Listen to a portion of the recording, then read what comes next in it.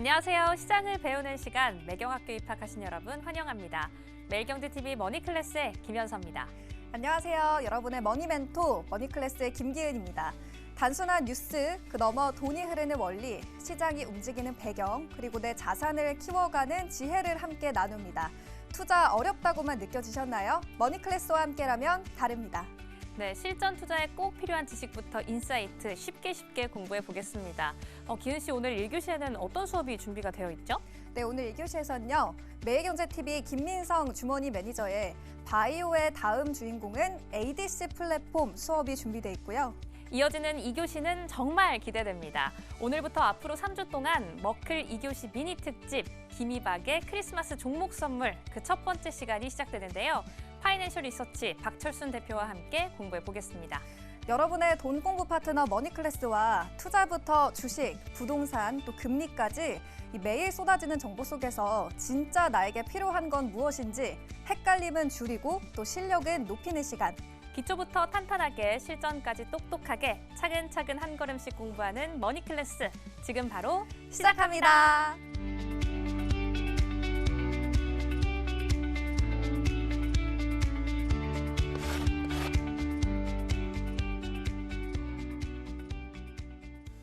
네, 머니클래스 이제 바로 출발해 보겠습니다. 오늘 오랜만에 뵙는 선생님이 방문해 주셨는데요. 오늘은요, 매일경제TV 주머니 매니저 김민성 매니저와 함께 전략 세워보겠습니다. 매니저님 안녕하세요. 네, 안녕하십니까.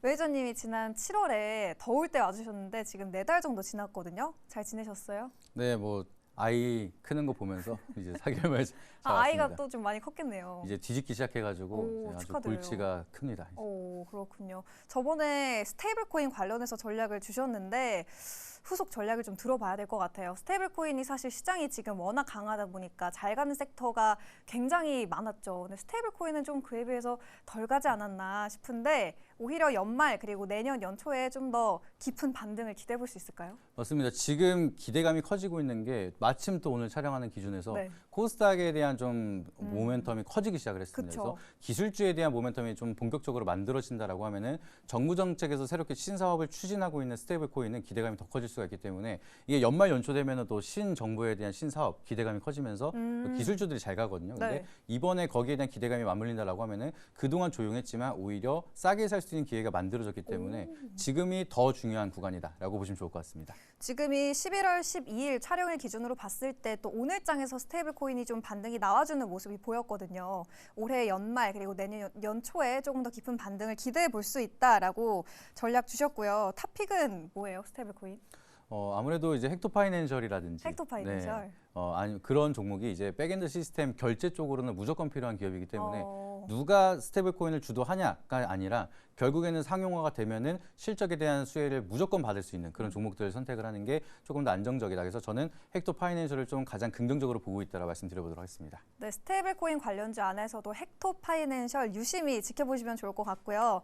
매니저님, 그러면 오늘 이제 새롭게 다뤄볼 주제는 어느 쪽일지 궁금해요. 오늘의 주제 어디로 가져오셨어요? 요즘 제가 또 계속 밀고 있는 키워드가 하나 있습니다. 네, 뭐예요? 바이오 민성이라 불러달라고. 왜 밀고 계신 거예요? 9월부터 그냥 바이오에 사랑에 빠져가지고 네. 바이오 네네. 러버입니다.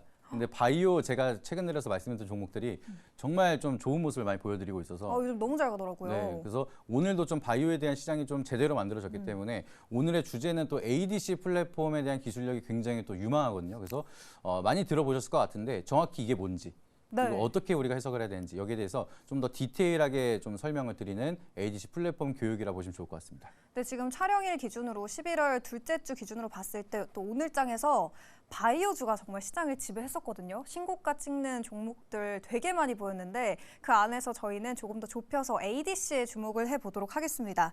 이 글로벌 제약바이오에서 ADC가 차세대 항암 치료의 축으로 부각이 되고 있다 이런 얘기가 많이 나오는데 ADC가 정확하게 좀 쉽게 풀어서 설명해 주시면 어떤 걸까요? 네, 일단은 이제 페이지 보여주시게 되면 ADC 플랫폼이 도대체 뭔가 하시는 분들이 많으실 것 같아요. 맞아요. 그래서 그거를 쉽게 말씀을 드리면 우리가 검색을 해보면은 여기에 대한 사진이 없지만 여기 제가 사진을 표시를 해놨는데 네.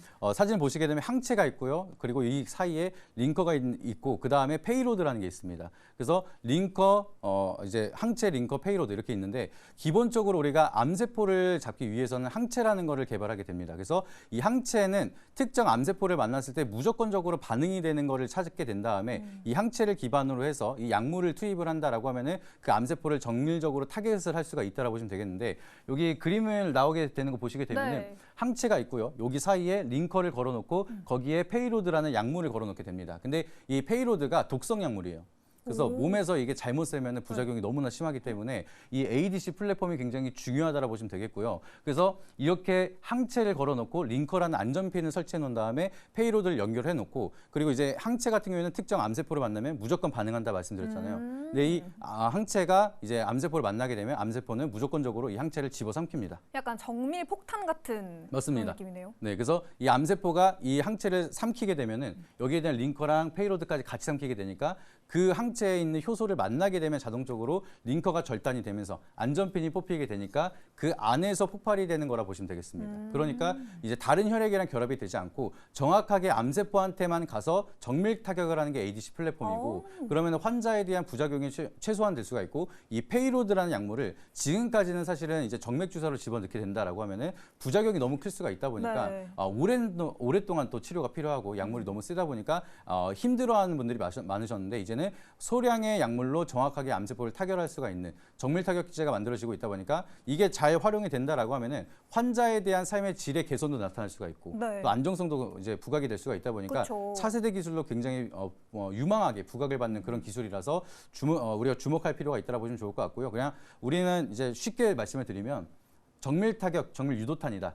라는 거를 보시면 좋을 것 같습니다. 그러니까 ADC가 이제 암세포만 딱딱 골라서 공격을 하는 똑똑한 항암제인 건데 그러면 이 ADC 플랫폼 기술을 보유한 기업들은 좀 어떤 게 있을지 궁금해요. 많은 기업들이 있는데 좀 정리해 주신다면 어떤 게 있을까요? 네, 대표적으로 딱 세 가지 종목 말씀을 세 가지. 드리는데 네. 일단은 첫 번째로는 우리가 잘 알고 있는 리가켄 바이오 이게 이제 ADC 플랫폼에 대한 기술을 가지고 있고요. 그리고 인투셀 같은 경우에도 오파스 플랫폼이라는 기술을 가지고 있습니다. 그리고 오름 테라피틱도 ADC 플랫폼이라는 기술을 가지고 있는데 이게 각각 어떠한 기술인지 약간 차이가 있거든요. 오. 그렇기 때문에 어떠한 기술력을 우리가 어떠한 모멘텀을 봐야 되는지 여기에 대한 좀 구분을 해서 말씀을 드려보도록 하겠습니다. 네. 그래서 리가켄 바이오 같은 경우에는 이제 플랫폼 이름 자체가 콘주얼 플랫폼이라고 하는데 콘주가 접합이라는 뜻이거든요. 그리고 모든 거를 접합한다는 뜻으로 해서 이제 모든 항체를 접합해서 사용할 수 있는 ADC 플랫폼, 범용 플랫폼이라고 보시면 되겠습니다. 그러니까 이제 아까도 말씀드렸던 것처럼 특정 항체를 개발을 하고 나서 특정 암세포를 타겟한다라고 말씀을 드렸는데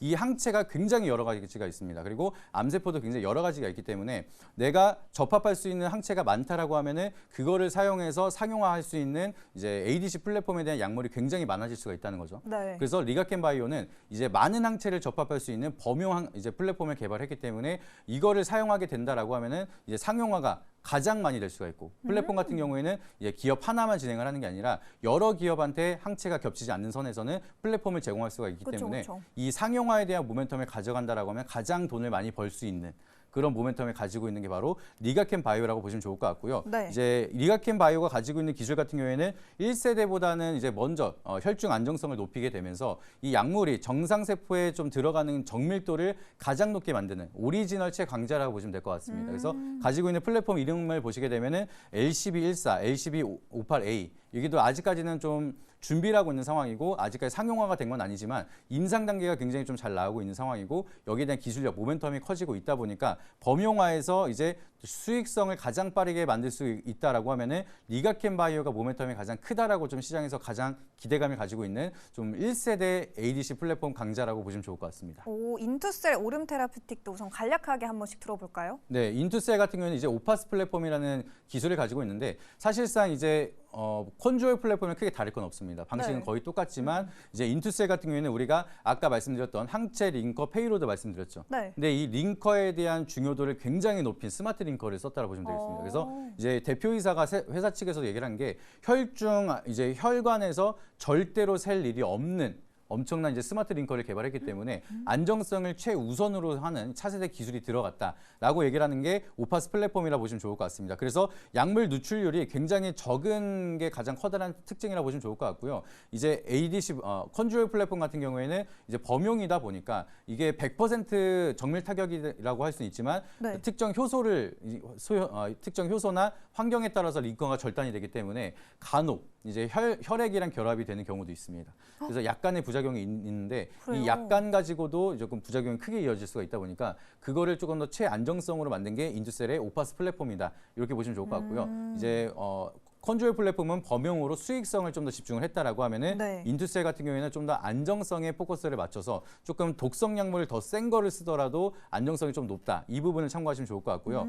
기존에 있었던 이제 다른 약품 같은 경우에는 이제 듀카마이신이라는 이제 약품이 있는데 네. 이 약물은 약간에 대한 약물만 가지고도 극소량으로도 세포가 사멸될 정도로 너무 세가지고 네. 항암 치료를 하는데 암세포를 죽이는 거는 굉장히 탁월하지만 그 이상으로 정상세포를 죽일 수 있는 약물이기 때문에 오. 거의 약물만 나와 있고 사용을 못하고 있었습니다. 네. 근데 이거를 오파스 플랫폼을 통해서 진행한다라고 하면은 중간에 정상세포를 만날 일이 없으니까 이것까지 치료제가 가능하다라고 생각을 하면서 인투셀이 여기에 대한 약물까지도 이제 접합을 해서 지금 개발하고 있는 상황이라 보시면 좋을 것 같고요. 네. 그동안에는 독성이 너무 셌기 때문에 못 썼던 약물까지도 새롭게 개발을 진행할 수 있게끔 만들고 있는 게 바로 인투셀의 오파스 플랫폼이기 때문에 안정성이 훨씬 더 높다라는 점을 참고해 보시면 좋을 것 같습니다. 이렇게 얘기만 들으면 두 가지 약물 다 너무 필요한 거 아닌가 이런 생각 들거든요. 어디에 더 집중해 봐야 돼요, 근데?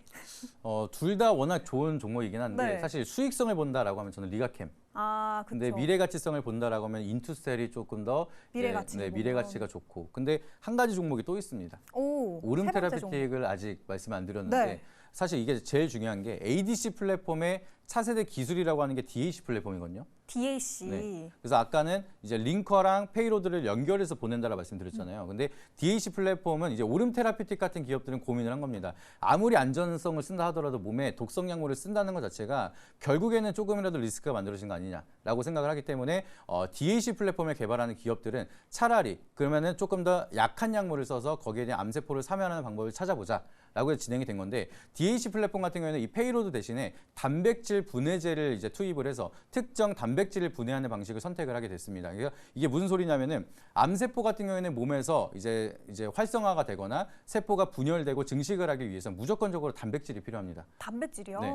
암세포가 의존하는 건 무조건 단백질인데 네. 그래서 암 환자들이 무조건적으로 몸에 나타나는 증세가 이제 단백질이 과다 분비가 됩니다. 그리고 몸에 단백질이 과다 분비가 되면은 무한적으로 암세포가 증식이 될 수가 있기 때문에 그래서 암이 무서운 건데 근데 이 사람들은 이제 연구를 하기 시작을 한 게 그러면 암세포가 의존하고 있는 단백질 자체를 없애버리면은 이 암세포는 당연히 사멸할 수밖에 없기 때문에 차라리 독성 약물을 통해서 암세포를 공격을 하는 것보다 조금 더 우리가 단백질을 약한 약으로 써서 이제 공격을 한다라고 하면은 환자에 대한 부작용이 훨씬 더 덜할 수가 있기 때문에 ADC 플랫폼은 정밀 타격이라고 하면은 DAC 플랫폼은 아예 약물 자체를 약한 걸 써서 네. 부작용을 최소화시키는 차세대 기술이라 보시면 좋을 것 같습니다. 요새 들어서 시장에 대한 트렌드 자체가 암세포를 직접적으로 사멸을 시키는 것보다도 조금 더 약한 약물을 써서 단백질을 공격을 하는 게 좀 더 모멘텀이 크다라고 보시면 좋을 것 같고요. 그래서 비슷한 맥락으로 이제 메신저 리보액상 같은 경우에도 암세포가 의존하고 있는 단백질을 공격하는 방식 그리고 DAC 플랫폼도 여기 트렌드에 맞춰서 차라리 단백질 분해제를 정밀 타격을 해서 특정 암세포가 의존하고 있는 이제 단백질을 없애자라는 식으로 개발하고 있는 상황인데 약간 더 대박인 거는 전 세계 다 포함해서 네. 임상으로 넘어가서 기술을 개발하고 있는 게 오름 테라피틱밖에 없습니다. 그래요? 네. 그래서 지금 전임상 단계로 신약 물질에 대한 개발만 진행하고 있는 상황이고 네. 모든 글로벌 빅파마 다 통틀어서 임상 1상을 승인받고 진행을 하고 있는 게 오름 테라피틱밖에 없기 때문에 오. 여기에 대한 기술력을 부각을 받는다라고 하면은 차세대 모멘텀 중에서는 오름 테라피틱이 좀 더 모멘텀이 더 클 수가 있다 보니까 제가 이제 이렇게 말씀을 드리는 게 먼저 말씀을 드린 적이 있거든요. 그래서 자랑하는 겁니다. 그래서 그 위에 굉장히 잘 갔기 때문에 수익률이 되게 좋으시겠네요, 그러면. 그럼요. 이거 세 자릿수 이상 수익률을 이제 진짜요? 보여드렸기 때문에 앞으로도 좀 더 말 그대로 오름 테라피틱, 오름 그대로 가고 있습니다. 그래서 네네. 여전히 여기에 대한 기술 모멘텀은 좀 크게 갈 수가 있다 보니까 그 부분도 참고해 보시면서 차세대 기술력으로 본다라고 하면 인투셀과 오름 테라피틱. 근데 실적에 대한 모멘텀으로 본다라고 하면은 리가켄 바이오 쪽으로 보시는 게 맞다라고 좀 말씀드리도록 하겠습니다. 지금 이 ADC 관련주 안에서 세 종목을 봤는데 그래서 지금 중요한 게 투자 포인트잖아요. 이 부분을 조금 자세하게 매니저님과 이야기를 나눠봐야 될 것 같아요. 우선 리가켄 바이오부터 얘기를 해보자면 촬영일 기준 11월 12일 기준으로 오늘 또 18% 가까이 급등을 했고 신고가, 52주 신고가를 거세게 경신을 했잖아요.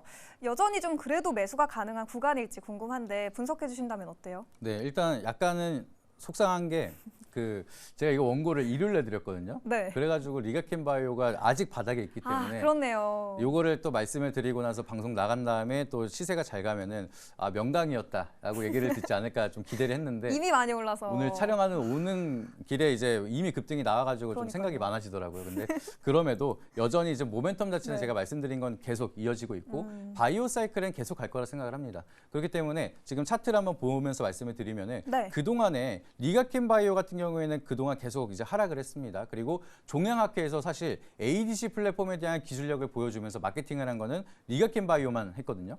근데 여기서 ADC 플랫폼이라는 기술을 이제 부각을 시키면은 신기하게도 오름 테라피틱이 가요. 그래요? 네, 같은 키워드 때문에 리가켄 바이오가 ADC 플랫폼에 대한 중요도를 알려주면은 그러면 시장에서는 그러면 그 다음 단계 DAC를 사야겠다라는 식으로 이제 수급이 들어가면서 제가 또 얘기를 했던 게 리가켄 바이오는 참 억울한 종목이다.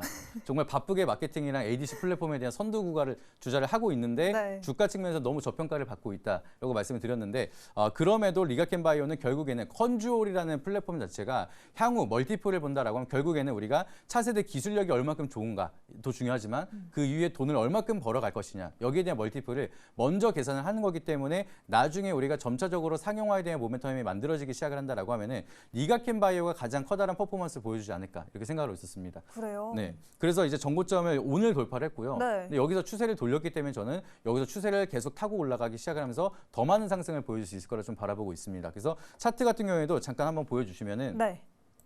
지금 오랫동안 계속해서 우상향으로 보여주다가 단기적인 조정 만들고 이제 다시 한번 오늘 대량의 거래량이 들어오기 시작을 했는데 그러네요. 여기서부터 앞전에 있었던 악성 매물까지 다 소화를 하면서 완전한 장대 양봉을 세우고 있습니다. 그거는 원래는 이제 이런 식으로 조정을 받다가 올라가기 시작을 하면은 앞전에 있던 사람들이 탈출하기 위해서 던지기 시작을 하거든요. 그래서 그 물량이 쏟아지기 시작을 하면 보통은 윗골을 다는 경우가 굉장히 많은데 네. 이거는 거기에 대한 매도세가 거의 없는 상황이고 매도세가 나온다 하더라도 전부 다 매수를 잡아내면서 이제 52주 신고가로 마무리했다는 거는 추가적인 상방을 더 많이 갈 거라고 좀 보시면 좋을 것 같습니다. 그렇기 때문에 여기에 대한 모멘텀, 거래량이 지금 다시 한번 들어오기 시작을 하면서 추세가 완전하게 돌아서는 구간이기 때문에 충분히 상방에 대한 룸이 더 열려 있는 구간이다. 이 룸이 열리기 전에 말씀을 드리고 싶었는데 이미 열렸지만 그래도 이제 추가적으로 올라갈 수 있다는 판단이 되니까 네. 그 부분도 참고하시면 좋을 것 같고요. 다만 이제 좀 올라갔기 때문에 리스크 관리 어느 정도 하시는 것도 그쵸. 중요하다. 그 부분 보시면 좋을 것 같습니다. 리가켄 바이오 이어서 두 번째 종목은 인투셀인데 오늘 말씀해 주셨던 세 종목 중에서는 그래도 인투셀이 비교적 조금 덜 오른 게 아닌가 싶은데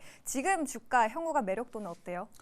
지금 같은 경우에는 이제 가격을 조정을 줬기 때문에 저는 네. 오히려 좋다라고 생각을 하고 있습니다. 그래서 인투셀 같은 경우에는 이제 미래 차세대 기술에 대한 모멘텀 그리고 아까도 말씀드렸던 것처럼 이제 독성 약물에 대한 좀 기술 모멘텀이 좀 더 다각화가 될 수 있는 기회가 만들어졌기 때문에 네. 여기 차세대 기술에 대한 모멘텀이 부각이 된다라고 하면 더 많이 올라갈 수 있다 좀 바라보고 있고요. 그리고 신규 상장한 지 얼마 안 됐습니다. 52주 신고가를 달성하고 나서 잠깐 조정을 받았는데 그래도 앞전에 있었던 고점 라인을 지켜주면서 새로운 박스권을 그리고 있는 구간이라서 여기 구간을 버텨주고 지금 이제 버티고 있는 게 21선인데 이 21선 라인을 깨지 않는다라고 하면 저는 또 충분히 추가적인 상방이 더 크게 열려 있다라 보고 있고요. 그래서 차라리 여기서 횡보하는 흐름이 계속해서 이어진다라고 하면은 분할적으로 매수를 하고 앞전에 있었던 65,000원대 라인을 돌파한다라고 하면은 여기서 또 추가적인 상승이 더 이어질 수가 있습니다. 요새 들어서는 신규 상장주 같은 경우에는 보유 예수가 묶여 있는 물량들이 많기 때문에 네. 적은 거래량으로도 더 많이 올라가는 경우가 많습니다. 이제 묶여 있는 상황이기 때문에 근데 보시게 되면은 인투셀도 거래량이 그렇게 많이 터지지가 않았습니다. 그러니까요. 네, 그럼에도 불구하고 유통되는 물량이 없다 보니까 상방으로 이어진다라고 하면 쭉 올라가는 특징을 보여주고 있는데 마찬가지로 여기서 하락을 할 때도 거래량이 터지지 않았습니다. 그러게요. 네, 여기서 거래량이 막 터졌으면은 기존에 끌어올렸던 자금들이 다 나갔다라고 볼 수가 있는데 네. 그 자금들이 나갈 수 있는 구간이 아직 안 나왔다는 거는 단기적인 조정 이후에 또 추가적으로 올라갈 가능성이 높고요. 이렇게 단기적으로 급하게 올라가면은 한번 쉬어줘야 됩니다. 단기 과열이 걸릴 수도 그쵸. 있고요. 단일가 매매가 될 수도 있고. 근데 그런 것들을 좀 조용하게 피해 가기 위해서는 적당히 올린 다음에 더 올라갈 거면 쉬어야 될 때 쉬고 그리고 잘 쉬면은 또 올라가는 종목이 진짜 좋은 종목이기 때문에 네. 원웨이 상승은 없습니다. 그렇기 때문에 한번 쉬고 나서 다시 올라가는 구간을 다시 우리가 준비한다라고 하면은 인투셀도 지금도 충분히 상방에 대한 여력이 남아 있는 종목이라서 그 부분도 참고해 보시면 좋을 것 같습니다. 마지막 기업은 오름 테라퓨틱인데요. 오름 테라퓨틱도 오늘 신고가 찍었죠. 어떻게 봐야 될까요? 맞습니다. 그래서 이거는 정말 제가 바닥에서부터 말씀을 드리고 나서 네. 정말 말 그대로 오름이다. 이름 따라간다라고 말씀을 드렸던 종목인데 네. 사실 이제 이것도 거래량이 너무 안 들어오고 있습니다. 그래서 제가 항상 차트를 보면서 중요하게 보는 게 거래 대금을 보는데 돈이 들어오느냐 그리고 돈이 나가느냐 이걸 항상 보거든요. 그래서 DAC 플랫폼이라는 거 제가 하도 많이 떠들어가지고 좋은 거 다들 아실 거예요. 네. 근데 이게 바이오 민송이시잖아요. 맞습니다. 네. 정말 오름 테라피틱 하면 이제 김민성이 떠오르실 정도로 지금 가스라이팅을 하고 있는 건데 네. 그만큼 제가 계속해서 밀던 종목입니다. 근데 여전히 좀 강한 시세가 만들어지고 있고 차세대 기술에서 글로벌 우선적으로 선도하고 있는 기업이라는 모멘텀이 진짜 큰 거거든요. 그래서 결국에는 임상 1상이라고 하면은 2상, 3상 그리고 품목 허가 승인까지 아직 한참 남아서 글로벌 빅파마가 또 추격을 한 다음에 역전을 당할 수는 있긴 하겠지만 그래도 지금 상징적으로 가져가고 있는 거는 먼저 우선적으로 DAC 플랫폼이라는 시장을 열었다. 이것만 하더라도 충분히 모멘텀이 더 커질 수가 있고 네. 오름 테라피틱도 마찬가지로 신규 상장한 지 얼마 안 됐습니다. 유통 물량이 적기 때문에 또 신고가를 돌파하다 보니까 제가 말씀드렸던 것처럼 신고가 영역으로 돌아가면서 더 추세가 강하게 만들어지기 시작을 하고 있고요. 그리고 거래 대금이 늘어나고 있는 상황입니다. 하지만 앞전에 이제 거래 대금이 완전하게 커지는 이런 구간이 나와야지 그동안 올라왔던 매물들, 그 이제 상승을 이끌었던 자금들이 이탈한다라고 볼 수가 있는데 아직은 이탈하는 구간이 만들어지지 않고 오히려 적은 거래량으로도 상방을 계속 올라간다는 거는 매도는 적지만 매수세는 여전히 강하다라고 네. 이제 우리가 해석을 할 수가 있어서 이 차트에 대한 흐름이 이어진다라고 하면 저는 더 많이 올라갈 수 있을 거라 보고 있습니다. 하지만 그래도 지금은 오름 테라피틱은 이미 세 자릿수를 보여드린 종목을 지금이라도 사라고 말씀드리는 거는 제 양심상 되지 않기 때문에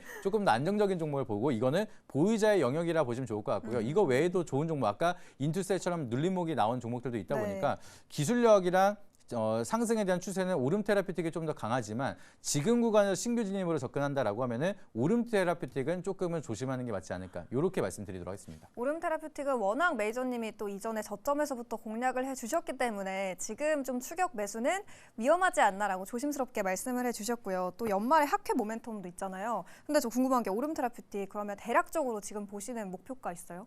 저는 6만 원 보고 있습니다. 6만 원이요? 네. 6만 원 정도는 좀 추가적으로 올라가면서 이제 대한민국 사람분들은 이제 십진법을 좋아하기 때문에 6만 원, 7만 원 오면 일단 기본적으로 팔고 보시는 분들이 네. 많습니다. 근데 거기서 세론이 만들어지다가 버텨주는 매물들이 더 이상 오지 않는다라고 하면 거기서부터 좀 하락세가 전환이 될 수가 있기 때문에 지금은 뭐 그렇게 치면 5만 5천 원 위험한 거 아니냐 뭐 이렇게 얘기할 수가 있는데 네. 보통 이제 만 원 단위를 굉장히 좋아하시기 때문에 보통 이제 심리적인 저항 6만 원 정도 생각하고 있습니다. 그래서 지금 추세가 이어진다라고 하면 그래도 6만 원에는 보유자분들도 일단은 리스크를 줄이는 관점이 필요하고 근데 그렇다고 해서 그러면 5만 4천 원이니까 지금 사도 되는 거 아니에요? 라고 하실 수가 있는데 조금 위험하다. 네, 그거보다는 네. 더 빠르게 갈 수 있는 종목이 많은데 그쵸. 굳이 이미 세 자릿수 올라간 종목을 우리가 리스크를 감수하면서 이 종목으로 승부수 띄울 필요는 없다라는 것도 참고하시면 좋을 것 같습니다. 오름 테라퓨틱은 아무래도 보유자의 영역이다라는 진단이었고요. 보유하고 계신 분들 6만 원까지는 좀 상방을 열어두셔도 좋을 것 같습니다. 매니저님 오늘 바이오에 대해서 이렇게 그 안에서도 ADC 관련해서 또 자세하게 그리고 이해하기 쉽게 이렇게 설명을 해주셨어요. 매니저님 지금 공략하고 있는 지금 오름 테라퓨틱 세 자릿수 수익률 기록하고 있잖아요. 네. 지금 들어가서 세 자릿수의 수익률 낼 수 있는 아직 늦지 않은 종목 궁금하신 분들 어디로 가면 좀 자세하게 설명 들어볼 수 있을까요? 네, 요새 정말 진짜 바이오에 미친 남자라고 해서 이제 바미남이라고 제가 얘기를 할 정도로 자꾸 그거 밀고 계시네요. 맞습니다. 바이오 민성 바미남 밀고 있는데 네. 그만큼 바이오를 굉장히 딥하게 분석을 하고 있습니다. 그래서 네. 하루 종일 진짜 애기 보는 시간 빼고는 바이오를 분석을 하면서 그거를 최대한 쉽게 전달해 드리려고 하고 있는데 어제 같은 경우에도 네이버 밴드를 통해서 올릭스에 대한 투자 포인트 너무 자세하게 말씀드렸고 올릭스. 오늘 또 이제 하루 만에 15% 급등이 나왔습니다. 그러니까요. 그래서 요새 진짜로 이제 작두탄 것처럼 찍으면 가고 있는 그런 바이오에 대한 테마를 만들어내고 있기 때문에 바이오를 세상에서 제일 쉽게 배우고 싶다라고 하시면은 네이버 밴드에 김민성 검색하셔서 오시게 되면은 누구도 이해하기 쉽게 바이오에 대한 인사이트 자세하게 말씀드리도록 할 테니까 바이오 제대로 한번 배워보고 싶다라고 하시면은 네이버 밴드 오셔서 다양한 인사이트 참고해 보시길 바라도록 하겠습니다. 네, 찬바람이 불면 이제 슬슬 바이오주에 또 집중을 해봐야 되죠. 가장 쉽게 설명 듣고 싶으신 분들은 김민성 김혜영 매니저의 네이버 밴드로 가시면 되겠습니다. 그럼 저희는 다음 주 이 시간에도 탄탄한 투자 전략과 함께 돌아오도록 하겠습니다. 오늘 말씀 고맙습니다, 선생님. 네.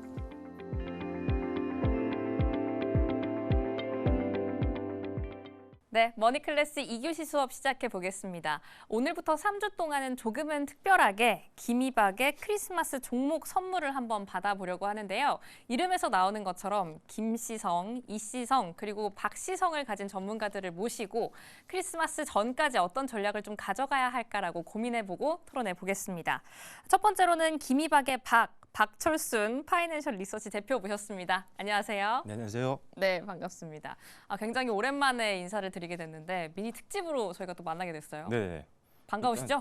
네, 머니클래스 상당히 오랜만에 좀 나왔는데 항상 좀 재밌는 방송이어서 기대를 좀 많이 하고 왔습니다. 또 연말이고 더 특별한 선물을 드리기 위해서 좋은 섹터와 그다음에 종목들 가지고 왔으니까요. 끝까지 시청해 주시면 감사하겠습니다. 네, 저희 이번 방송을 좀 준비를 하면서 대표님한테 크리스마스 선물로 받을 종목이 뭐가 있냐라고 여쭤봤을 때 이미 너무 많이 시장이 올라서 다 받지 않았냐라고 말씀을 해주셨다고 들었어요. 네. 그럼에도 불구하고 크리스마스의 선물처럼 살펴봐야 하는 섹터 어디가 있을까요?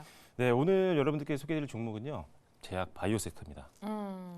제약 바이오. 그럼 네. 그 주제 가지고 어떤 얘기 해주실 거예요? 종류가 많잖아요. 네, 제약 바이오 섹터를 지금 집중해야 되는 이유들을 먼저 말씀을 드릴 텐데 사실 제약 바이오에는 뭐 ADC 플랫폼을 갖고 있는 기업들도 있고 뭐 그쵸. BBB 셔틀 플랫폼을 가지고 있는 기업도 있고 상당히 많은데 사실 지금 현재 매크로 환경이라든지 아니면은 지금 제약 바이오 섹터에게 좀 더 긍정적인 영향을 줄 수 있는 관심도가 높아질 수 있는 주요 일정들도 하반기부터 몰려 있기 때문에 관심이 더욱더 필요한 상황이라고 보시면 될 것 같습니다. 그래서 하반기 그리고 내년 초까지는 제약 바이오 섹터 비중을 어느 정도 포트폴리오에 확보해 놓으시는 전략이 필요하다는 점 말씀드리도록 하겠습니다. 그렇다면 매크로적인 이슈부터 하나씩 좀 파헤쳐 보고 싶은데 여러 가지 좀 정리를 해주셨어요. 칠판통에서 한번 볼까요? 큰 타이틀로 몇 개씩 정리를 해주셨습니다. 하나씩 한번 설명해 주시면 좋을 것 같아요. 네, 먼저 첫 번째로 제약 바이오 섹터를 좋게 보고 있는 이유를 말씀을 좀 드려보면은 일단 글로벌 주요국들이 금리 인하를 단행하고 있다는 부분입니다.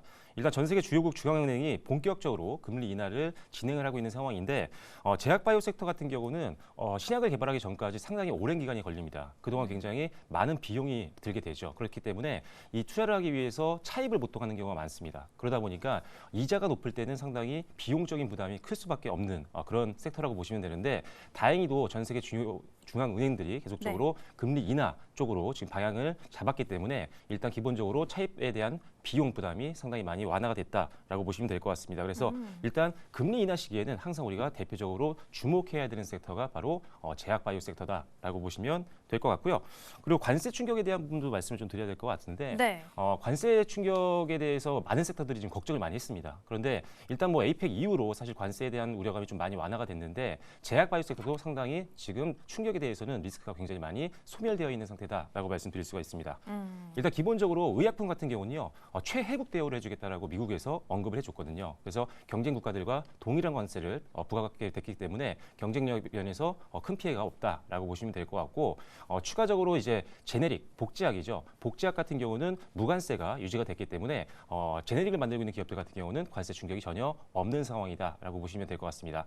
다만 우리나라가 많이 수출하고 있는 품목들 중에 바이오시밀러가 있어요. 바이오 복제약이잖아요. CDMO 이런 네, 것들이요? 맞습니다. 근데 네. 거기서 문제가 뭐냐면 지금 아직 관세에 대해서 확실하게 답변을 지금 못 받은 상태예요. 그러다 보니까 뭐 셀트리온이라든지 이제 바이오시밀러 관련된 대표 기업들 같은 경우 아직은 관세에 대한 불확실성이 좀 남아있긴 하지만 그래도 바이오시밀러 같은 경우는 제품 단가가 그렇게 높지가 않아요. 그리고 실제로 미국이 지금 약가 인하 정책을 쓰고 있잖아요. 네. 왜냐하면 환자들의 부담이 너무 크기 때문에 약가를 낮추려고 하고 있는데 바이오시밀러의 관세를 크게 부과할까? 저는 15%까지 갈지 않을 것 같고 잘하면 무관세까지도 가능하다고 보이기 때문에 일단 관세 충격을 너무 신경 쓰지 마시고요. 셀트리온처럼 이런 바이오시밀러 제품들 특히나 전 세계에서 잘 매출을 발생시키고 있는 기업들 같은 경우는 계속 주목해 볼 필요가 있겠다라고 말씀드리도록 하겠습니다. 네. 일단 금리 인하 사이클로 들어와 있고 분위기가 유지가 되는 만큼 저희가 사실 금리 인하하면 제약바이오 먼저 봐야 한다라는 건 좀 공공연한 사실이다 보니까 그런 의미에서도 주목이 필요할 것 같고요. 또 관세에 대한 부분도 함께 살펴봤습니다. 세 번째 줄에 써 있는 부분도 궁금했는데 대규모 M&A에 대한 기대감도 가져볼 만하다고요? 네, 이제 4분기부터 시작해서 전통적으로 이제 글로벌 빅파마들의 M&A 시즌입니다. 그 이유가 왜 그러냐면 연말이라든지 연초가 되면은 사실 이 빅파마들이 어떤 사업에 대한 어떤 전망들, 전략들 이런 것들을 이제 발표를 하게 되는데 그로 네. 인해서 주목을 받고 싶어하는 거죠. 마케팅 효과도 얻을 수 있는 부분들이 있기 때문에 그래서 이런 것들을 발표하기 전에 M&A를 통해서 성장 동력을 미리 챙기는 기업들이 굉장히 많이 생깁니다. 그래서 전통적으로 4분기가 어떻게 보면은 이 M&A 성수기다라고 보시면 될 것 같고요. 네. 특히나 이제 빅파마들 같은 경우가 왜 빅파마냐면 실제로 엄청난 1조 원 이상의 매출을 발생시킬 수 있는 이런 제품들, 신약들을 갖고 있기 때문에 보통 이 제약바이오 중에 빅파마들은 이런 것들을 갖고 있다라고 보시면 될 것 같은데 일단은 문제가 뭐냐면 빅파마들의 가장 큰 고민은 지금 네. 이 블록버스터급 약물의 특허가 만료가 되는 거예요. 특허 만료. 네, 특허가 만료가 되게 되면 복제약을 만들 수 있습니다. 그렇게 되면 시장 점유율을 뺏기잖아요. 아, 그렇네요. 네, 독점 기간이 끝났기 때문에. 네. 그래서 이 독점 기간을 늘리기 위해서 어떤 것들을 하느냐, 이제 제형들을 변경하거나 이런 것들을 합니다. 그래서 예를 들어서 뭐 정맥 주사 제형을 뭐 피하 주사 제형으로 바꾸거나 이런 것들을 하기 위해서 M&A라거나 아니면은 협력 관계를 많이들 맺기 때문에 4분기 때는 이런 기술 이전에 대한 계약 내용이라든지 아니면은 M&A라든지 이런 것들이 상당히 많이 발생을 하고 있다라고 보시면 될 것 같고요. 11월 달에 또 이슈가 있었죠. 뭐가 있었냐면 화이자가 메스라를 인수했습니다. 아주 큰 이슈였죠. 제약바이오단에서. 비만 치료제 관련된 기업인데 사실 D&D 파마텍이라는 우리나라 기업이 기술 이전을 한 기업이에요. 그래서 네. 메세라가 이제 어떻게 보면 화이자가 인수한다는 소식이 들렸을 때 D&D 파마텍이 급등이 나왔던 이유였습니다. 일단 이런 식으로 지금 글로벌 빅파마들이 기술력이 있는 기업들을 인수를 하고 있는 상황이고 지금 예를 들어서 말씀드렸던 이 화이자와 노보노디스크가 경쟁을 했었거든요. 네. 근데 노보노디스크가 지금 밀렸잖아요. 맞아요. 밀렸기 때문에 이제 다른 회사를 찾고 있을 겁니다. 그중에 우리나라에 있는 비만 치료제 관련된 기술을 갖고 있는 기업들 같은 경우도 M&A 대상에 올라갈 수가 있기 때문에 당분간 또 비만 치료제 관련된 기업들도 시장의 관심과 그다음에 주가 상승도 기대해 볼 수 있어서 비만 치료제 관련된 종목군들은 계속 관심이 필요하다라고 보시면 될 것 같습니다. 비만 치료제 관련해서도 D&D 파마텍처럼 단기적인 급등을 노려볼 수 있는 종목이 또 머지않아 등장하지 않을까라는 생각도 한번 해봅니다. 그럼 일정 부분에 있어서 앞서서 저희가 통시지로 봤던 내용들 중에 하반기에 IPO에 대한 기대감도 좀 높여볼 수가 있다고요? 네, 일단 지금 올해 이제 제약바이오 관련된 종목군들 중에 이제 IPO했던 기업들이 있었는데 아마 G2G 바이오 주가를 보신 분들은 네. 굉장히 부러우셨을 거예요. 맞아요. 너무 많이 올라가지고 일단 그러다 보니까 IPO 기업들의 주가 상승을 우리가 눈으로 확인을 했잖아요. 네. 그러다 보니까 앞으로 이제 IPO를 앞두고 있는 기업들에 대한 관심이 더 높아진 상황입니다. 기대감도 네. 올라가고요. 기대감이 올라가면 당연히 매수 버튼을 누를 수 있는 확률도 높아지겠죠. 그래서 네. 수급 유입이 더 기대가 되고 있는 상황인데 그 중에도 이제 좀 기대감이 있는 종목들을 나열을 해보면 일단 큐리오시스라는 회사가 있습니다. 이 오. 회사도 하반기 때 IPO가 예정이 되어 있는 상황인데 실험실을 자동화하는 랩 오토메이션 관련된 기업이라고 보시면 될 것 같고요. 그다음에 쿼드 메디슨 같은 경우는 의료용 마이크로 니들 플랫폼을 가지고 있는 기업이기 때문에 역시나 관심도가 높은 기업이라는 점 기억하시면 좋을 것 같고 에임드 바이오 같은 경우는 항체 약물 접합체죠. ADC 관련된 기업이기 때문에 최근에 ADC 관련된 시장의 관심도가 굉장히 높아지고 있어서 에임드 바이오도 한번 기대를 가지고 한번 청약도 한번 고민해 보시면 좋을 것 같습니다. 알지노믹스 같은 경우도 RNA 신약 관련된 기업인데 RNA 치료제 관련된 고성장에 대한 기대감이 굉장히 높아지고 있는 상황이어서 RNA 치료제 관련된 기업인 알지노믹스까지 한번 기여를 해 주셨다가 청약도 한번 여러분들이 준비를 해보시면 좋을 것 같습니다. 네, 이렇게 IPO 일정도 꼭 체크를 해서 앞으로의 급등이 나올 바이오 종목들 먼저 선점해 놓는 것도 참 중요하지 않을까라는 생각이 드는데요. 앞서서 언급을 해주셨던 내용 중에 빅파마 업체들이 기술 이전을 하기도 하고 또 그만큼 공동 계약을 맺는 건수도 좀 늘어난다라고 말씀을 해주셨어요. 구체적으로 이 계약 내용에 대한 예시로 살펴볼 종목들이 있다면 궁금합니다. 일단은 과거에 이제 기술 수출이 많지 않았었어요. 근데 이제 2023년도 들어와서부터 조금씩 늘어나기 시작했거든요. 2022년도에는 한 건밖에 없었어요. 근데 2023년 들어서 3건, 그리고 2024년도 작년 같은 경우가 7건이 있었고요. 그리고 현재까지 2025년도까지 9건이 일단 진행이 됐습니다. 점점 그만큼 늘어나네요. 기술력을 갖고 있는 회사들이 많아졌다는 거죠. 그래서 이제는 과거에는 사실 실적이 안 나오는 섹터였기 때문에 상당히 힘들었어요. 제가 예전에 이제 리서치 부서에 있을 때 제약바이오 담당이었거든요. 근데 그 당시에는 사실 실적 나오는 데가 없어서 제가 힘들었어요.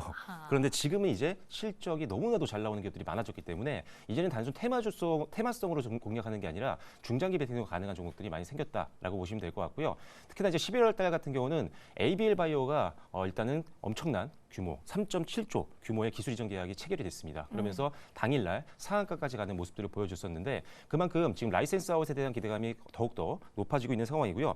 일단은 기존의 뭐 알테오젠이라든지 아니면 리가켄바이오라든지 ABL 바이오 이런 기업들처럼 이미 기술 수출을 한번 한 기업들 같은 경우는 이미 검증이 끝난 기업이기 때문에 네. 추가 기술 이전에 대한 기대감이 굉장히 높다라고 볼 수가 있습니다. 그래서 하반기뿐만 아니라 그리고 내년까지도 기술 이전에 대한 계약이 계속적으로 나오면서 주가도 시세가 나올 수가 있기 때문에 일단 기본적으로는 기술 이전 계약을 해봤던 기업들, 전례가 있었던 기업들 위주로 여러분들이 집중하시면 좋을 것 같고요.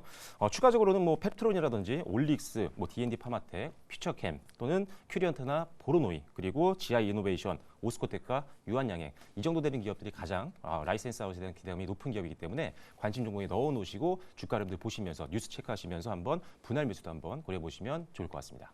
이미 기술 이전에 대한 경험이 있는 종목들 위주로 보되 저희 표에 나와 있던 종목들은 한 번씩 좀 눈여겨볼 만 하겠네요. 네, 맞습니다. 그래서 표를 일부러 보여드렸으니까요. 이 장면 캡처하셔서 활용하시면 좋을 것 같습니다. 네. 많이 캡처해 가시기 바랍니다. 그럼 이런 기술 이전에 대한 기대감뿐만 아니라 사실 제약바이오단에서 좀 주요하게 이슈로 다뤄지는 것 중에 하나가 FDA 승인이기도 하잖아요. 네. 여기에 있어서도 예시를 좀 준비해 주셨다고 하는데 표 한번 보여주세요. 네, 일단 표 한번 준비를 해드렸는데요. 일단 표 보시면 아시겠지만 우리가 알만한 기업들입니다. 워낙 이 FDA 승인은 그만큼 이 제약바이오에게는 가장 큰 호재 중에 하나이기 때문에 우리가 가장 기억이 남는 게 이제 유한양행과 오스코텍이죠. 오스코텍이 어떻게 보면은 이 렉라자를 개발을 한 원 개발사고요. 네. 이거를 이제 유한양행을 통해서 이제 미국 쪽 빅파마 쪽으로 이제 기술 이전에 성공을 했습니다. 그래서 상용화가 됐기 때문에 실적이 나오고 있다라고 보시면 될 것 같고요. 알테오젠 같은 경우도 대박 뭐라고 하죠? 계약이었죠. 네. 일단 뭐냐면 알테오젠이 머크사의 키트루다라는 제품이 있습니다. 전 세계 의약품 중에 매출 1위거든요, 이게. 근데 이게 특허 만료를 앞두고 드디어 제형 변경을 한 겁니다. 그걸 어디다 부탁을 했느냐? 바로 알테오젠이라는 알테오젠. 회사죠. 그래서 이 회사가 SG 제형으로 바꾸는, 즉 정맥 주사 제형을 피하 주사 제형으로 바꾸는 기술을 갖고 있는데 여기서 실제로 적용된 기술로 FDA 승인이 완료가 됐기 때문에 엄청난 실적을 뽑아낼 수 있는 상황입니다. 그래서 마일스톤뿐만이 아니라 그다음에 로열티까지도 챙기면서 실적이 한 단계 레벨업 또는 두 단계 이상도 레벨업이 가능하기 때문에 알테오젠 같은 경우도 중장기로 봐야 되는 종목이다. 그리고 추가적인 라이센스 아웃 기대감도 있는 상태이기 때문에 가장 역시나 대장주로서는 보시는 게 좋겠다라고 말씀드리겠고요. 2026년도 이후에 뭐 ABL 바이오라든지 보로노이라든지 한올바이오파마 이런 기업들 같은 경우도 FDA 가속 승인이 예정이 되어 있는 상태이기 때문에 이런 기업들도 함께 묶어서 보시면 좋겠다라고 말씀드리겠습니다. 네. 이 부분도 역시나 자료에 나와 있는 종목들에 대한 체크 그리고 일정에 대한 체크도 분명히 중요할 것 같습니다. 이렇게 FDA 승인 기대감을 가지고 있는 종목까지 한번 살펴봤는데 사실 앞서서 오프닝에서 그 얘기도 했잖아요. 저희가 이 금리 인하 사이클에서는 제약바이오를 봐야 하는 것도 많지만 하반기로 갈수록 학회도 많다 보니까 네. 이 일정에 대한 점검도 함께 해주시면 좋을 것 같아요. 네, 그래서 이제 찬바람이 불면은 우리가 보통 배당주도 보지만 제약바이오도 봐야 됩니다. 그만큼 연말부터 시작해서 내년 초 JP모건 헬스케어까지 다양한 학회들이 열리는데 학회에서 일단 기본적으로 긍정적인 임상 결과라든지 이런 것들을 발표를 했을 때 주가는 항상 움직이는 경우가 많기 때문에 참여 기업들을 미리미리 여러분들이 체크를 해 놓으시고 관심 종목에 넣어 놓으셨다가 수급이 붙기 시작할 때 우상한 흐름들 보시면서 매수 전략을 해볼 수가 있어서 일단 이벤트 드리븐 전략으로 하기 가장 좋은 섹터가 제약바이오다라고 보시면 됩니다. 실제로 기관들 같은 경우도 이런 주요 일정을 활용해서 주요 긍정적인 결과들을 발표하는 기업들 쪽으로 이벤트 드리븐 자금들이 들어갈 수가 있기 때문에 기관들 수급까지도 유입이 가능하다는 점도 기억하시면 될 것 같아요. 그래서 11월 달에 굉장히 많았죠. 월드 ADC도 있었고요. 그다음에 바이오 유럽도 있었고요. 세계 비만학회, 미국 면역학회, 미국 간학회 정말 많았습니다. 여기에 지금 참여했던 기업들 화면에서 보이실 것 같은데 이런 기업들이 사실 주가가 상당히 좋았습니다. 그만큼 여러 번의 학회를 거쳐서 실제 참여했던 기업들의 주가가 올라갔던 것들을 11월 달에도 여러 번 확인을 했기 때문에 앞으로 12월 달에 있을 어떤 주요 학회에 참여하는 기업들도 역시나 수급 유입과 더불어서 상승 기대감이 있기 때문에 체크를 하셔야 됩니다. 12월 달 같은 경우는 일단 첫 번째로 12월 1일 날 알츠하이머 임상학회가 있는데 아리바이오와 뉴라컬이 지금 참가가 예정이 되어 있는 상황이고요. 12월 4일 같은 경우는 뇌전증 학회가 있는데 SK바이오팜과 CTC바이오가 참가를 합니다. 역시나 뇌전증 치료제 쪽에서는 SK바이오팜이 압도적인 글로벌 선도 기업이기 때문에 집중을 좀 더 하시면 좋겠다라고 말씀드리겠고요. 그다음에 12월 6일이죠. 애쉬라고 해서 미국 혈액학회가 열리는데 지시셀과 오름 테라피틱스 그다음에 네오 이뮨텍 등이 참가를 하고 있으니까요. 이런 기업들도 관심 종목에 넣어 놓으시면 좋을 것 같습니다. 네, 이렇게 여러 가지 일정에 대한 모멘텀을 가지고 있는 제약바이오주, 그 안에서 종목들은 어떤 일정을 앞두고 있는지까지 함께 CG 통해서 만나봤습니다. 그렇다면 우리 대표님이 눈여겨보고 계시는 탑픽 종목이 또 어딘지도 궁금한데 여러 가지를 또 준비를 해주셨어요. 일단 네. 화면 통해서 한번 볼까요? 여러 가지 종목들이 있다 보니까 각자가 가지고 있는 모멘텀도 다를 것 같습니다. 일단 첫 번째로는 알테오젠 빼놓을 수가 없네요. 네, 알테오젠 지금 우리나라 코스닥 시가총액 1위 종목이죠. 네. 내년 같은 경우 이제 코스피 이전에 대한 일정까지 잡혀 있는 상황이기 때문에 코스피 시장이 더 크잖아요. 네. 그래서 안정적인 자금이 더 강하게 들어오면서 주가도 한번 재평가 받을 수 있을 것 같습니다. 그래서 코스피 이전 기대감도 있는 종목이다라고 말씀드리겠고, 알테오젠은 일단 SC제형 병역 플랫폼인 ALT, B4를 갖고 있는 회사입니다. 그래서 피하 주사 제형의 어떤 정맥 주사 제형의 이런 치료제들을 피하 주사 제형으로 바꿔주는 변경 플랫폼을 갖고 있는 대표 선도 기업이다라고 보시면 될 것 같고요. 일단은 키트루다 SC 제형을 개발한 이후에 FDA 허가 그리고 상용화까지 지금 시작이 되고 있는 상황에서 본격적으로 마일스톤 수령뿐만 아니라 로얄티, 즉 판매 대금의 일정 부분을 수수료로 받을 수 있는 구조라서 엄청난 실적 성장을 기대를 해보고 있는 상황입니다. 조단위까지도 바라볼 수 있는 기업이기 때문에 일단 알테오젠을 가장 먼저 SC 제형 관련된 플랫폼 기업으로는 선도 기업으로 말씀드리도록 하겠습니다. 일단 첫 번째로는 가장 중요한 알테오젠 확인하고 왔습니다. 그럼 알테오젠에 뒤이어서 담아볼 종목은 또 어디가 있을까요? ABL 바이오인데요. 요 회사 같은 경우도 역시나 우리나라 3대 플랫폼 기업 중에 하나잖아요. ABL 바이오 같은 경우는 뇌혈관 치료제 플랫폼이죠. 그래서 BBB 셔틀 플랫폼이라고 하는데 이 회사가 개발한 BBB 셔틀 플랫폼의 이름은 그랩바디 B라는 그런 플랫폼입니다. 이게 뭐냐면 사실 우리가 치료제 특히나 뇌 쪽에 질환이 있을 때 치료제를 주입을 하면 뇌 쪽으로 잘 못 가요. 뇌혈관 장벽이라는 게 가로막고 있거든요. 왜냐하면 뇌가 우리 장기에서 굉장히 중요한 부분이기 때문에 인체의 신비입니다. 그래서 뇌 쪽으로 안 좋은 물질들이 못 들어오게 막아주는 장벽이 있는데, 네. 근데 치료제를 넣어야 되는데 이게 막고 있다 그러니까요. 보니까 이걸 못 뚫는 들어가면 기술이 안 되잖아요. 필요합니다. 그래서 이게 뭐냐면 뇌혈관 장벽 셔틀 플랫폼이에요. 그래서 BBB 셔틀 플랫폼이 이런 효과가 있다라고 보시면 될 것 같고, 실제로 이 ABL 바이오가 이 기술 쪽에서는 전 세계 선도 기업 중에 하나여서 역시나 기술 이전에 대한 계약이 계속적으로 나오고 있는 상황입니다. 11월 달에도 일단 드디어 지금 3.7조 규모의 일단 기술 이전이 체결이 됐기 때문에 추가적인 기술 이전에 대한 기대감도 높아지는 상황이고요. 이미 2022년도와 2025년도에 사노피 그리고 GSKR은 글로벌 빅파마와 5조 원 이상의 엄청난 기술 이전을 체결했던 전례까지 있는 기업이기 때문에 앞으로 추가 기술 이전에 대한 기대감이 가장 높은 대장주 중에 하나가 ABL 바이오다라고 생각하시면 될 것 같습니다. 네, 저희가 일정적인 부분도 앞서서 표로 함께 꼼꼼하게 체크를 하고 넘어왔죠. 기술 이전에 대한 부분을 볼 때 이 전에 경험이 한번 있는 종목들 위주로 보면 좋겠다라고 말씀을 해주신 만큼 꼭 눈 담아봐야 할 종목이 아닐까 싶습니다. 그럼 세 번째 탑픽은 어디로 향하고 있을까요? 자, 리가켄바이오를 빼놓을 수 없습니다. 3대장은 다 연속적으로 말씀을 드리고 있는데 리가켄바이오는 또 다른 플랫폼을 가지고 있죠. ADC 플랫폼을 가지고 있는데 이 ADC는 뭐냐면 항체 약물 접합체입니다. 그래서 우리가 특정 암세포를 정밀 타격하는 미사일이라고 보시면 돼요. 그래서 물론 이 치료제가 가는 동안 정밀 타격하기 위해서 암세포로 이제 가잖아요, 치료제가. 네. 그래서 이 플랫폼을 이용해서 가게 되는데 중간에 약간 약물이 조금 이렇게 빠지는 이런 샌다거나 이런 부작용이 좀 있습니다. 그런데 지금 리가켄바이오가 만든 ADC 플랫폼 같은 경우는 가장 이 부작용이 작은 것으로 알려져 있는 상황이기 때문에 역시나 기술 이전이 계속적으로 지속되고 있는 대표 기업이다라고 보시면 될 것 같습니다. 그래서 일단은 이 안정성이 높은 제품들을 만들고 있고 플랫폼에 대한 기술력은 이미 기술 수출들을 통해서 이미 우리가 확인을 했기 때문에 역시나 연말 또는 내년 초에 ADC 관련된 어떤 추가 기술 이전 계약을 한번 우리가 기대해 볼 수 있어서 ADC 관련된 기업 중에는 대장주로서 리가켄바이오 반드시 봐야 되는 종목이다라고 말씀드리겠습니다. ADC 관련해서는 리가켄바이오를 꼭 봐야 한다라고 말씀을 해주셨습니다. 표적 항암 관련해서는 가장 눈들여 볼 수 있는 종목이라고 소개를 해주셨으니까요. 꼼꼼하게 체크해 보시면 좋을 것 같네요. 벌써 3개 종목 봤습니다. 다음 종목도 어디로 향해 볼까요? SK 바이오팜입니다. 저희 네. 앞서서 또 일정 면에서도 표 안에 있더라고요. 네, 맞습니다. 일단 SK 바이오팜은 하나만 봐도 충분히 지금 추가 상승을 기대해 볼 수 있다. 뭐냐면 엑스코프리라는 제품인데 미국 제품명이 엑스코프리고요. 원래는 세노바메이트입니다. 둘 다 똑같은 건데 이름을 다르게 쓰더라고요. 어렵네요. 굉장히 헷갈립니다. 네. 그래서 일단 저는 지금 엑스코프리로 일단 통일해서 말씀드릴 텐데 이게 뭐냐면 뇌전증 치료제예요. 그래서 발작 환자들에게 사용되는 그런 치료제 역할을 한다라고 보시면 될 것 같은데 이미 지금 미국 시장에서 엄청나게 되게 처방을 많이 하고 있습니다. 지금 시장 점유율 1위거든요. 근데 미국 시장이 사실 뇌전증 환자가 제일 많은 나라예요. 1위거든요. 그 안에서도 처방 기준으로 1위를 하고 있는 기업이기 때문에 그만큼 실적이 많이 나오고 있는 상황이다라고 보면 될 것 같고요. 다만 조금 아쉬웠던 부분들이 부분 발작, 성인을 대상으로만 처방이 나갔었어요. 네. 근데 지금 최근에 임상 3상 결과를 봤더니 부분 발작뿐만 아니라 전신 발작 환자들, 그다음에 10대까지도 적응증을 확대할 수 있는 그런 긍정적인 결과가 나왔기 때문에 이제는 적응증 확대를 하는 어떤 승인 절차가 남아 있습니다. 그래서 FDA에 적응증 확대에 대한 어떤 신청을 할 예정이에요. 그래서 이게 만약에 또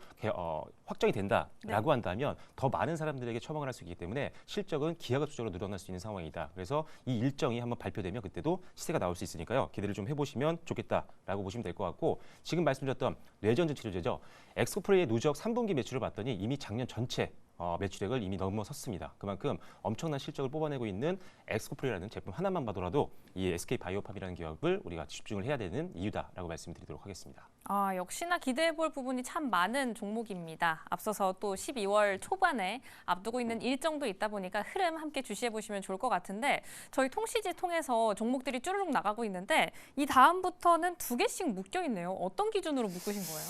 네, 일단 삼성바이오로지스와 ST팜을 묶어서 말씀을 드렸는데 네. 그 회사는 우리가 알고 있는 위탁 생산 기업입니다. CDMO 기업인데 사실 작년에 이제 생물보안법, 미국이 이제 우려 기업들과 거래 못하게 하는 네. 생물보안법이 불발이 됐었어요. 근데 다행히 올해 국방수권법이라는 쪽에 이 생물보안법 관련된 내용이 포함이 돼서 이제 입법이 마무리가 될 것으로 예상을 하고 있습니다. 그렇게 된다고 하면 미국 빅파마들 같은 경우는 중국에 있는 우려 기업들, 뭐 우시FTA라든지 우시바이오로직스라든지 이런 기업들 다 절대 거래를 할 수가 없거든요. 그렇다면 어디서 제품을 따로 받아야 되느냐? 우리나라와 같은 기술력 있고 생산 캐파가 큰 그런 국가들 쪽으로 공급망을 넓혀야 되는 상황이다라고 보시면 될 것 같고 역시나 삼성바이오로지스와 ST팜 같은 경우는 국내 대표 CDMO 기업이기 때문에 이미 수주들이 들어오고 있는 상황이다라고 보시면 될 것 같습니다. 그래서 앞으로 추가적인 수주 기대감이 좀 있다라고 보시면 될 것 같습니다. 그럼 만약에 이 둘 중에 더 눈여겨볼 만한 종목이 있냐고 여쭤보면 자리라던가 이런 네. 부분을 좀 따져봤을 때 어디가 더 좋아요? 저는 사실 두 개를 묶어드린 이유가 두 개를 같이 투자하자는 개념이거든요. 아, 반씩 사자. 네, 왜 그러냐면은 삼성전자와 SK하이닉스 중에 뭘 사냐고 질문 많이 하시잖아요. 네. 전 둘 다 사라고 말씀드리거든요. 어... 먼저 올라가는 것들이 있습니다. 근데 어차피 방향성은 비슷해요. 아. 근데 조금 더 빨리 오르는 게 있다면 그걸 팔고 다른 종목을 다시 사는 거죠. 먹고... 그러면 키 맞추기를 하면서 또 한 번 수익을 낼 수가 있거든요. 오. 그래서 저는 이제 비슷한 투자 포인트가 있는 종목이라면 묶어서 사는 병행 투자 전략이 좋다. 이렇게 말씀드리겠습니다. 아, 병행 투자 전략. 그렇다면 그 밑에 있는 마크로젠과 3빌리언도 같을까요? 네, 이 회사 같은 경우는 유전체 관련된 기업인데 앞서 이제 CDMO 기업들은 중장기로 좀 기대감이 있다라고 본다면 이 종목들은 바로 조금 수혜를 받을 수 있는 가능성이 있습니다. 왜냐하면 CDMO 기업 같은 경우는 아까 의 생물보안법이 포함된 국방수권법이 시행이 된다라고 하면 우려 기업으로 좀 지정되기까지 시간이 좀 많이 걸릴 수가 있어요. 하지만 유전체 분석 같은 경우는 빨리빨리 지금 해야 되는 상황이기 때문에 일단 가장 먼저 미국 쪽에서의 어떤 일을 하고 있는 마크로젠과 3빌리언이 가장 큰 수혜를 볼 수 있는 상황이다라고 보시면 될 것 같고요. 특히나 이제 소마젠을 중심으로 해서 미국 국립보건연구원, 그다음에 미국 전역 대학에 계속적으로 일을 하고 있는 기본적으로 마크로젠 같은 경우가 가장 큰 수혜가 기대가 되는 상황이고요. 인공지능 기반의 희귀 유전 질환 진단 기업이죠. 3빌리언 같은 경우도 미국의 법인을 가지고 있는 상황이기 때문에 가장 먼저 수혜를 받을 수 있는 유전체 관련된 기업이다라고 생각하시면 될 것 같습니다. 요 두 종목도 어느 종목을 더 눈여겨보시냐라고 궁금증을 여쭤보면 두 개 다 사라라고 하시겠죠? 정답입니다. 빨리 배우시네요. 네. 아, 그렇다면 사실은 3빌리언과 마크로젠 같은 경우에는 두 개 있을 때 고민하다가 두 개 다 사는 거 뭐 그렇게 어렵지 않은 결정일 수 있는데 저희가 이렇게 종목들이 많잖아요. 네. 얘네를 다 살 수는 없단 말이죠. 그렇죠. 이 안에서 탑픽을 꼽아본다면 어디로 향하시겠어요? 지금 사실 이제 ABL 바이오라든지 아니면은 리아켄 바이오가 3대장 중에는 좀 많이 오른 상황이거든요. 현재 기준으로 봤을 때. 네. 그런데 이제 상대적으로 알테오젠이 가장 또 무거운 종목이다 보니까 상대적으로 상승률이 최근에 조금 낮았습니다. 그래서 이제 고점 뚫고 충분히 더 갈 수 있는 여력이 있고 앞서 말씀드린 것처럼 SG제형 관련해서는 가장 글로벌 선도 기업이고 연내에도 지금 기술 이전 계약이 한 건에서 많게는 두 건까지도 바라보고 있는 상황이거든요. 그래서 12월 달에 기대감이 좀 있는 종목이어서 알테오젠을 탑픽으로 말씀드리겠습니다. 되게 의외네요. 저는 사실 12월 초에 일정으로 예정되어 있는 게 SK 바이오팜이길래 네. 그걸 좀 꼽아주시지 않을까 했는데 알테오젠이 그래도 좋은가요? 지금 왜냐면 기술 이전에 대한 기대감이 그 어느 때보다 좀 높아져 있는 상황이다 보니까 시장의 관심도가 지금 다른 뭐 ADC 플랫폼 다 좋지만 일단 기술력과 그리고 최근에 지금 관심도가 높았던 이 플랫폼 기업 쪽으로 몰리고 있습니다. 그래서 3대장을 다 봐야 되는데 그중에 상승이 아주 좀 덜 나와서 신규 접근하기 조금 부담이 덜한 종목이 알테오젠이기 때문에 이 종목을 더 집중해 보시면 좋을 것 같습니다. 이렇게 여러 종목을 봤지만 알테오젠이 탑픽이다라고 꼽아주셨습니다. 그래도 바이오로 좀 매기가 쏠리기 시작하는 지금 천천히 야금야금 칠판에 나와 있는 종목들 조금씩 사는 것도 나쁘지 않은 전략이겠네요. 네, 맞습니다. 지금 이미 여러분들께 오늘 소개해드렸던 종목들 같은 경우는 이미 선별이 끝난 종목이고 제가 항상 여러분들께 머니클래스를 통해서 말씀드리고 있는 종목들 자체가 대다수 실적 기반이거든요. 그래서 네. 제약바이오 섹터 내에서도 압도적인 이익 모멘텀들이 있는 종목이어서 더욱더 안정성과 성장성을 보유한 기업이기 때문에 앞으로 관심 있게 지켜보시면 좋을 것 같습니다. 네, 칠판에 나와 있던 종목들 모두 눈 담아 보시면 좋겠는데요. 일단 그 안에서는 첫 번째 타자로는 알테오젠 눈 담아 보시면 좋을 것 같습니다. 저희 참 시기 적절할 때 만난 것 같아요. 이제 네. 정말 완전히 바이오 쪽으로 매기가 쏠려서 코스닥도 쭉쭉 올라가지고 당연히 2차 전지도 쭉쭉 그리고 반도체도 다시 한번 눌림목 딛고 반등해 주길 바라면서 다 같이 올라가는 시장이 왔으면 좋겠는데 그 안에서 바이오 안에서는 알테오젠을 가장 좀 주목해보자라고도 말씀을 해주셨습니다. 오늘 수업 어떠셨나요? 이제부터 시작되는 바이오의 전성기, 저는 오늘부터 알테오젠의 흐름 다시 한번 눈담아둬야 하지 않을까라는 생각도 드는데요. 앞으로의 전략도 저희 머니클래스와 함께 짜가보시면 좋을 것 같습니다.